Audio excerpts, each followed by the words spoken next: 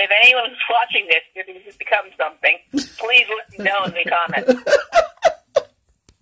I thought that they called it bird's nest soup because it was like a beef or gravy type of brown broth. You know, then they added things like cabbage, and shredded something that resembles aesthetically a bird's nest. Right. It was not actually. So, is this in Western culture, or people who literally don't have any other food, and they just kind of go with that? See, that's where my brain went to, is like, when you're desperate for food, you're gonna eat stuff like lobster and nests. So, is this like some sort of tribal thing, or is this like a hipster thing? Oh no, this is like ancient, has been going on. Oh, okay. Like, not desirable. But back in the day, I would imagine you'd have a lot of options. Yeah, well now it's like... I'm not sure why mud, though. I mean, it's mud. I guess, I would... Can you eat... you could eat mud. Should you eat mud? That's a whole other conversation, because there are people who make mud cookies and eat that, so... And again, desperation makes you do things. So. All right, listen. Here's the thing. If it's people who have no other choice. Right, that's a whole other thing. So, you do you. I get it. Very creative if you think about it. But for people who do it, they live near a market. They have the money to get food. But they're doing it anyway because of something. I have questions. Yeah, I have questions about eating things that look like giant bugs, which is what I consider lobster, and snails, and freaking bird spit. But on that note, I eat honey, which is you know what? I'm not going to describe it. So you think that birds, if they carry mud or dirt, they can fling the dirt at your door? I had not given it any thought of how they carry it or anything before.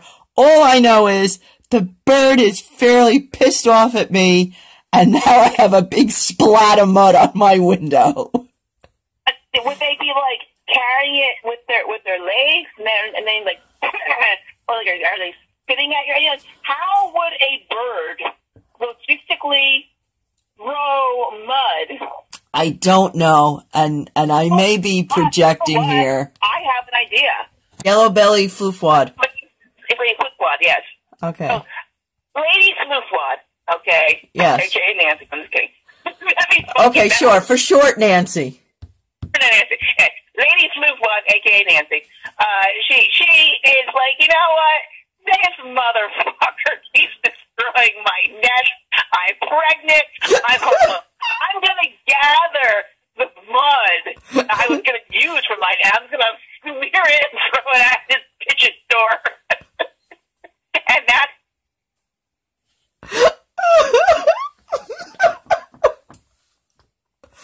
Look, I'm just... I first do experience anger. I mean, I see birds curse out other birds, or any angry other birds and fight each other, So I have stories. If Lady Floofwad, a.k.a. Nancy, was like, the mud I was going to use for maybe she had come, okay, here we go. She had gathered mud for the latest version of her nest, but she's persistent. Oh, that's for sure. She's blocked my spot. That motherfucker blocked my spot. Angry trip. And then she's like, you know what? Boom, just smear it on your door. I can't. Unlikely. It's totally unlikely. Yeah, but I'm entertaining the possibility because, I mean, it's highly insulting, but on the other hand, it's, you know what, if she got to get out her anger, I can support that. And, the sad thing, I'm trying to hold the phone steady, and when I laugh, I can't, so I'm like doing this bizarre silent laugh, trying not to shake the phone.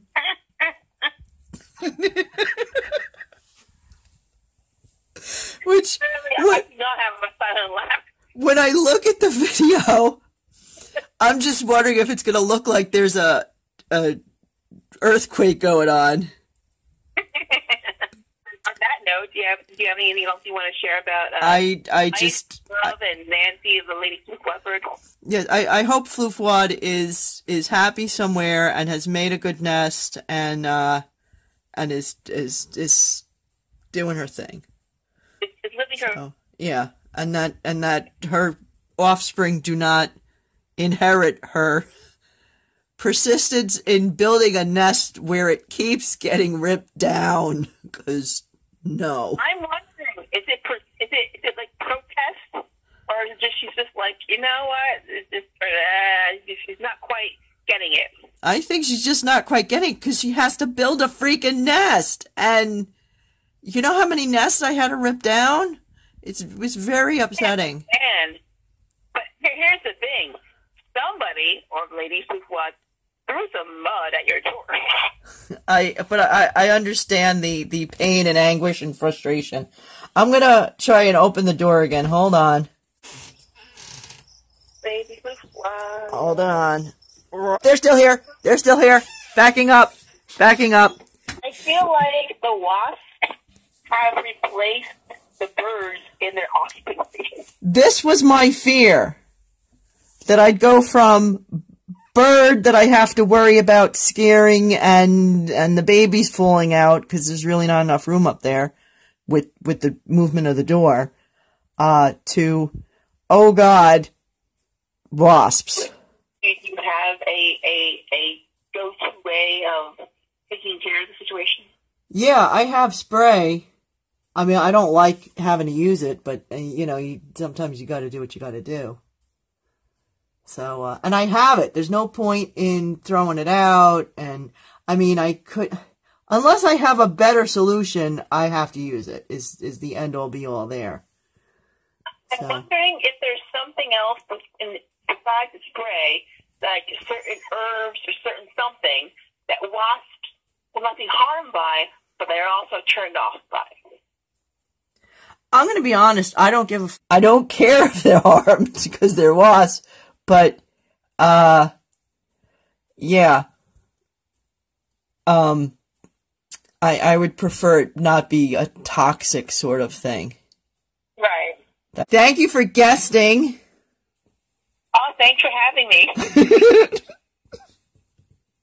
All right, again, I started laughing and the phone was shaking like there's a major earthquake going on. All right. Okay. All right. Right. Later. Thanks. Bye. Bye. Cheers. I just have to show what came up on my page right after the conversation we had, Michelle. People share pictures of nests in the most random places. 32 minutes ago.